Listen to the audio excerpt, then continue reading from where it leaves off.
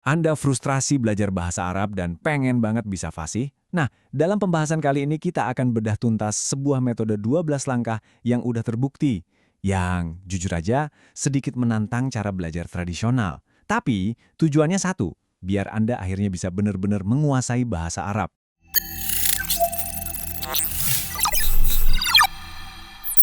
Pasti banyak dari kita yang pernah ngerasain ini kan. Udah berjam-jam di kelas, ngapalin kosakata, belajar aturan tata bahasa yang, rumit banget. Tapi kok rasanya kemajuannya lambat banget. Kalau Anda pernah ngerasa begini, tenang. Anda nggak sendirian. Ternyata ada alasan mendasar kenapa metode sekolahan seringkali kurang efektif.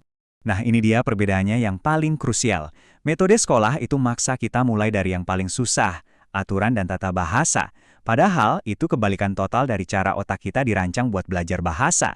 Sebaliknya, metode alami ini meniru persis cara seorang anak belajar. Mulai dari dengerin dulu, kenali polanya, dan ya, disitulah letak semua perbedaannya. Oke, mari kita lihat peta perjalanan kita. Pertama, kita akan pahami dulu filosofi dasarnya, yaitu belajar secara alami. Terus, kita akan bangun fondasi yang super kokoh dengan mendengarkan dan berbicara. Setelah itu, baru kita naik level ke membaca dan memahami konteks. Dan terakhir, kita akan asar keterampilan tingkat lanjut, dan saya punya satu peringatan yang sangat-sangat penting di akhir nanti. Jadi, inti dari semua ini sebetulnya sederhana banget. Kita cuma meniru cara seorang anak kecil belajar bahasa ibunya.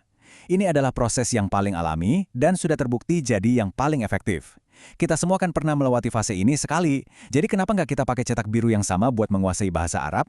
Dan urutan ini, ini harga mati. Penting banget.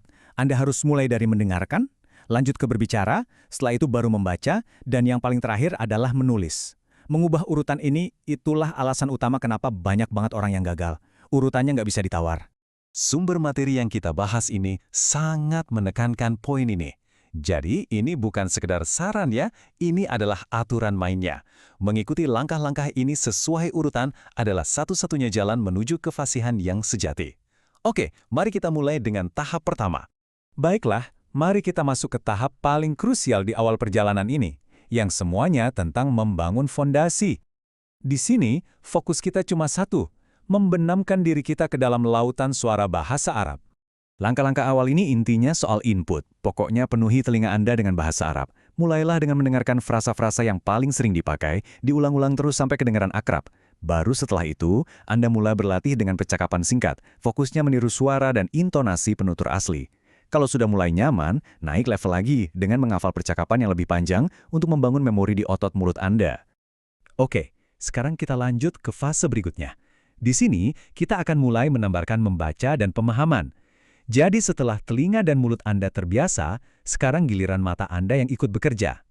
Di tahap ini Anda mulai baca cerita pendek, idealnya sambil dengerin audionya biar pelafalannya tetap benar, dan coba perhatikan. Baru di langkah ke-6 kita menyentuh tata bahasa. Itu pun cuma buat tahu gambaran besarnya aja, bukan buat dihafal mati-matian.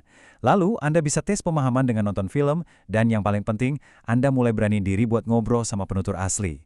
Disinilah semua input yang sudah Anda kumpulkan mulai keluar. Jadi poin pentingnya ini, Anda tidak belajar aturan tata bahasa buat dihafalin. Anda cuma melihatnya sekilas untuk memahami, oh ternyata begini polanya, dari kalimat yang sudah pernah Anda dengar dan baca. Ini tentang mengenali pola, bukan menghafal aturan. Sekarang kita masuk ke tahap lanjutan. Disinilah keajaiban sesungguhnya mulai terjadi. Anda nggak lagi cuma jadi konsumen bahasa, tapi sudah mulai aktif memproduksi bahasa. Kefasihan sejati itu dibentuk di sini. Gimana caranya? Gampang. Mulai aja dengan nulis jurnal setiap hari. Ini latihan yang luar biasa buat melatih otak Anda berpikir langsung dalam bahasa Arab. Kalau sudah terbiasa, coba tantang diri Anda buat nulis teks yang lebih panjang dan kompleks.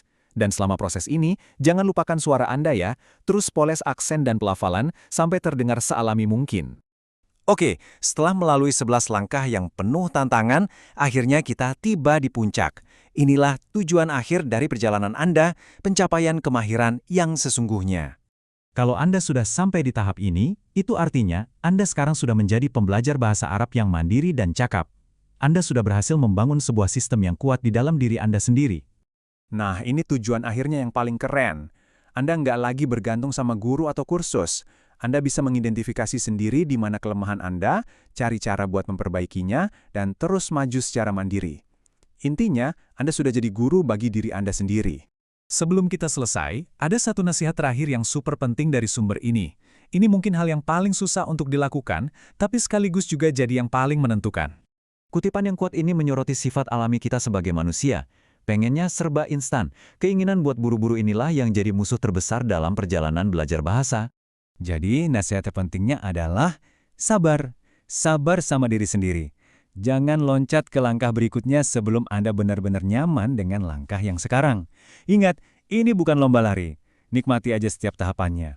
Tujuannya bukan kecepatan, tapi penguasaan yang mendalam. Nah, setelah kita bedah metode yang powerful ini, pertanyaannya sekarang kembali ke Anda.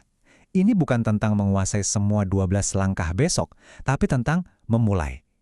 Jadi apa satu langkah kecil pertama yang akan Anda ambil hari ini untuk memulai perjalanan Anda menuju kefasihan berbahasa Arab?